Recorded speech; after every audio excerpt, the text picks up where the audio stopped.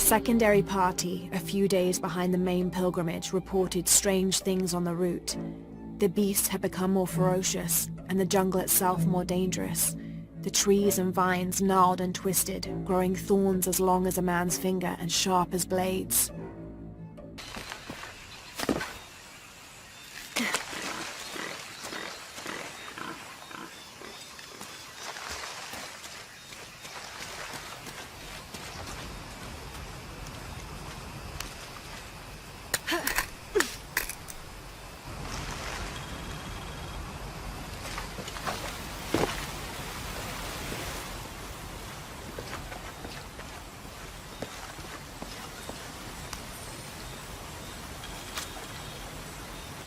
August 9th. I am leaving this page here to assuage any mystery should the rest of this quest prove as fatal for me as it has been for my party. My name is Jack Fawcett. I set out from Guia, Mato Grosso on the 20th of April 1925 with my father, Percival Harrison Fawcett, and my best and longtime friend, Raleigh Rimmel, in search of Zed. I am the only one left. My father was lost to a pair of fierce jungle cats and Raleigh to blunder. I myself am worse for wear but refuse to give up. My father believed we are close to Zed, and so do I.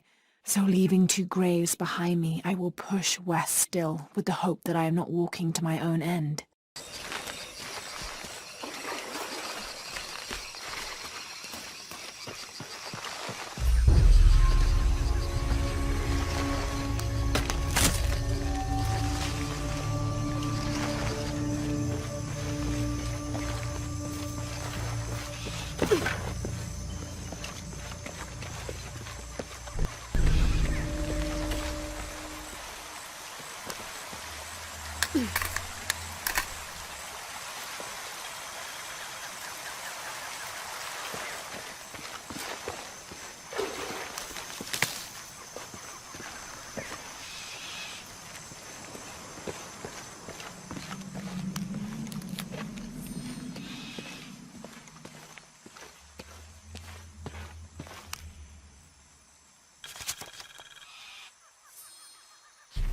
Cusco belongs to Hernando Pizarro, rightful representative of the Spanish crown. Diego de Almagro has been captured. Rodrigo Orgones is dead, and the rest of their heretic forces routed. We made a crossing over the mountains and appeared on the coast outside of Cusco. Orgones marched to meet us at Cachupampa, a poor choice for his cavalry. His falconets threw Gonzalo's infantry charge into disorder, but the swampy ground prevented his seasoned cavaliers from true advantage. Our imperial arquebusier breached the river and unleashed hellfire on the opposition. Pizarro and Orgones led their respective cavalries, each merging to a single charging column, all of the men yelling, and met at full gallop. I had never seen such a thing. Somewhere in the chaos of battle, Orgones was shot and unhorsed and killed. They say the coward Almagro retreated from the battlefield atop an ass. Fitting. Excerpt from Alonso Luiz's journal. Wonder where this'll lead.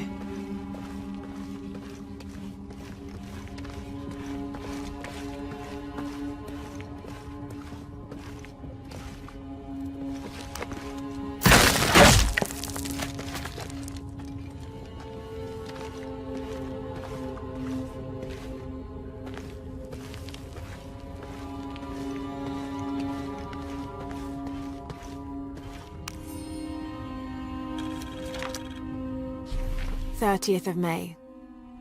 This morning we entered uncharted territory, leaving the sun-bleached bones of dead horse camp behind.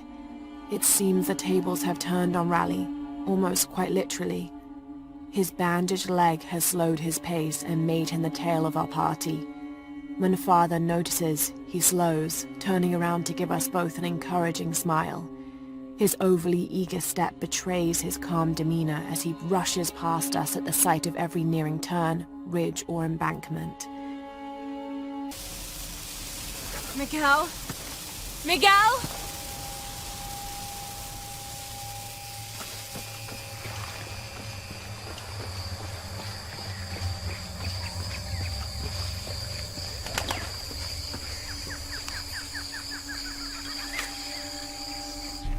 Every part of the world seems to have its own mythical, forest-dwelling bipedal creature.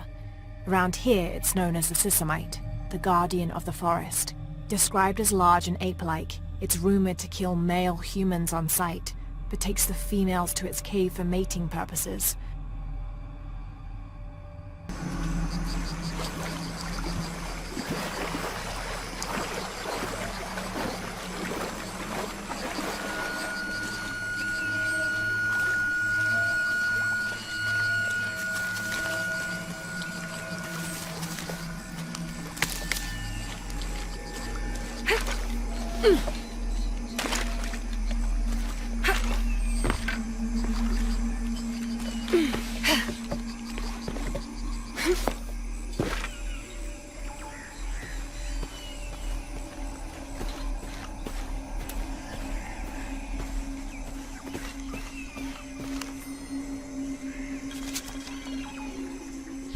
Sixth of June. Father's outward enthusiasm is at an all-time high, though I have doubts. In the middle of the night, I have caught the whites of his eyes reflecting moonlight, his stare vacantly locked to the stars. Were it not for all the stories he has shared of the Amazon in the past, I would mistake his gaze as regretful, even mournful. Perhaps it is simply these insects making their way through our head nets causing him such consternation.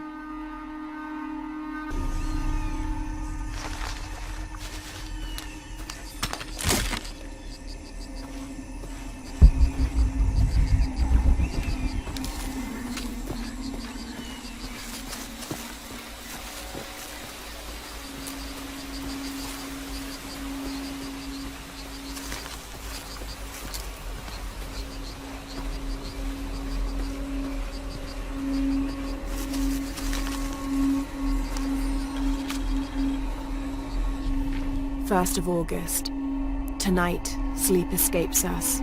The jungle is angry and the moon is uncooperative. The human imagination wanders endlessly in the dark this deep. I can hear the jungle's breath ruffling behind my ears, its low growl shaking the very ground we lay on, its manic energy rustling through the trees above. Rest has become the lead on our search, finding us at the most inopportune time. I have caught Father dozing off mid-step, and his hand barely clutching his walking stick. We run out of food and are sustained almost entirely by gathered berries and rainwater. The both of us are far too unyielding to give up. I fear the very stubbornness that led us to this point may also be that which leads us to our early graves.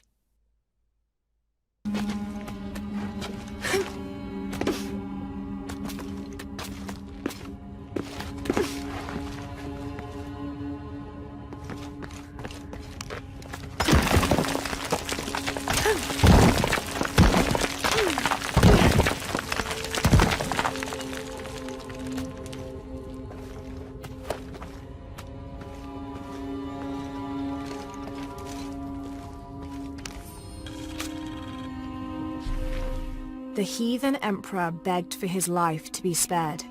He offered the Spanish crown a room of 3x6 varas to be filled once over with gold and twice with silver. The crown, with great and undue benevolence, accepted this offer. Within 2 months, the ransom had been paid. The idolater, however, could not be trusted. When the cursed plans of his general surprise attack were exposed, Atahualpa fell to his knees, begging for mercy. His fate would be decided by fair trial, as the right of any man in the Spanish Empire. He was found guilty and sentenced to die, but before the execution he accepted the Lord and will be welcomed in the heavens above. Excerpt from an objective account of Pizarro in Peru by Ochoa Aceves.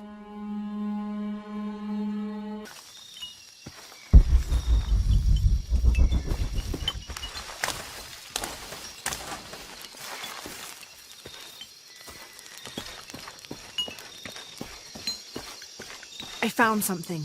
There might be a way in. If it's not civilization, I'll wait here by the fire.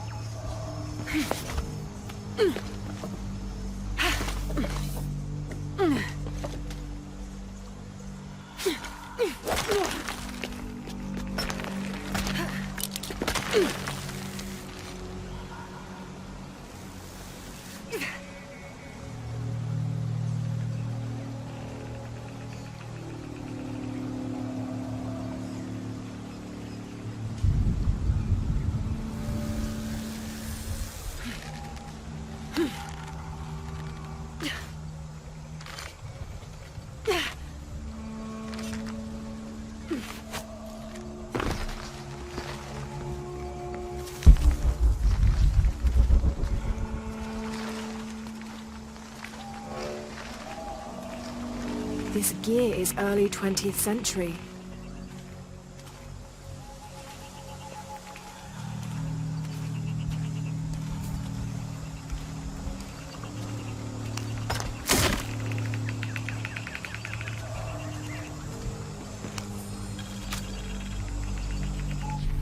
That starched shirt Fawcett may be getting all the attention, but I know his time is almost up.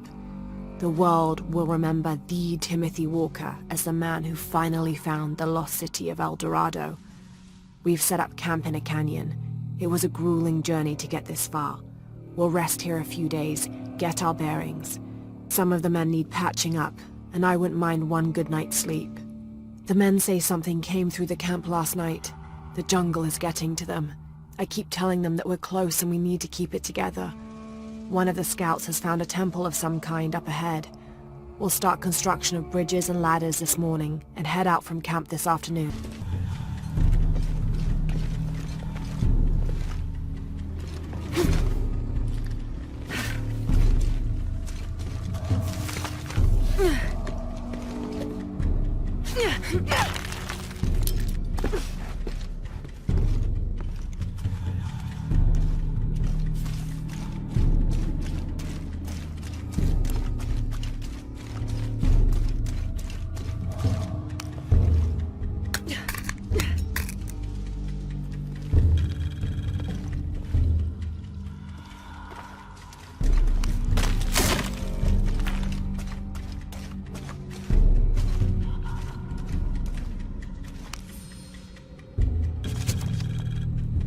Damn this place.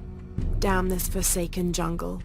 It holds a jewel just out of reach and then sweeps your legs out from under you. We've almost made it across that bottomless pit. Some kind of altar beckons from the other side, under a giant stone face that seems to mock our efforts. Something attacked the camp. Some men claimed it was panthers. Others said something more sinister. Half the crew insist on abandoning the expedition. I had to dress one man down, made an example of him. All I need is one more day. One more lousy day.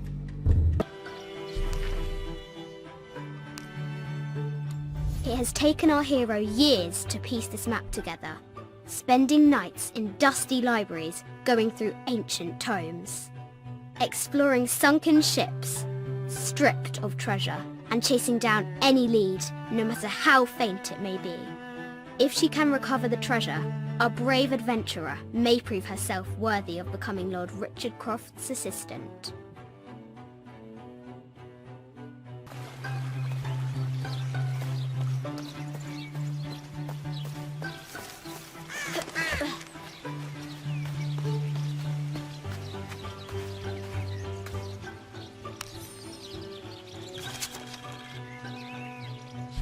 I have thought about it many times, and I'm still adamant that Lara be spared from this terrible grief, as you call it. Having her constantly thinking about her mother will only be more painful. It is better for her to be a child and not be burdened by such heavy thoughts. If you do not desist in this campaign of yours, I will not hesitate to terminate your employment at Croft Manor.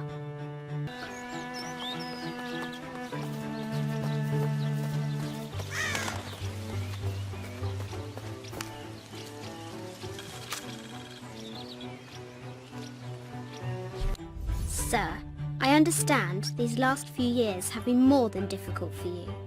We all miss Amelia terribly. However, I worry Lara has begun to forget what little she knew about her mother. A terrible thing.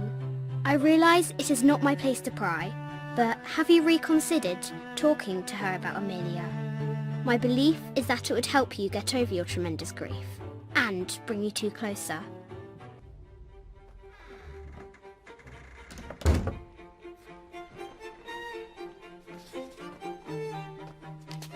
By night the great bat stole the queen, at 30 north and 90 east. From her pen she wrote her heart. With light, unlock her love's release. I wonder if the White Queen is lonely.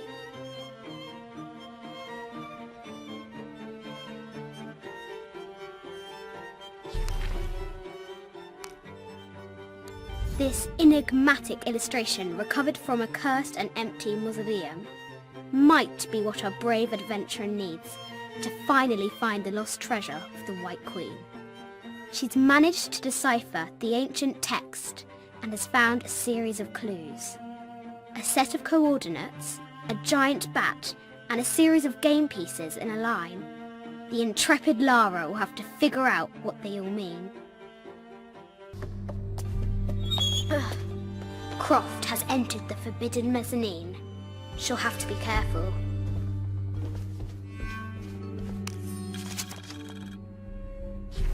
I just wanted to thank you for your discretion, as well as the work you have done. The vault has been constructed exactly to my specifications. The final payment will be sent at the end of the week.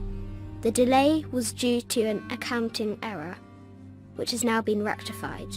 Yours, Richard Croft.